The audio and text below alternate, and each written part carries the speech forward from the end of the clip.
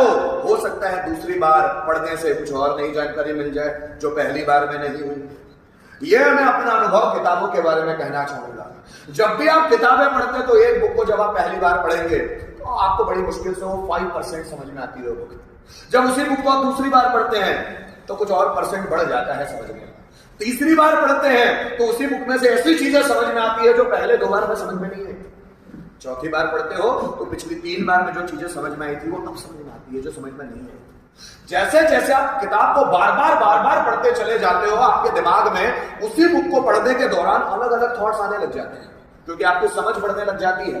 कहते हैं कि जब व्यक्ति भगवत गीता पढ़ता है पहली बार तो उसको समझ ही नहीं आता, दूसरी बार पढ़ता है तो बड़ी मुश्किल से 1-2% समझ में आता है, तीसरी बार पढ़ता है तो बड़ी मुश्किल से 10% के आसपास पहुंचता है।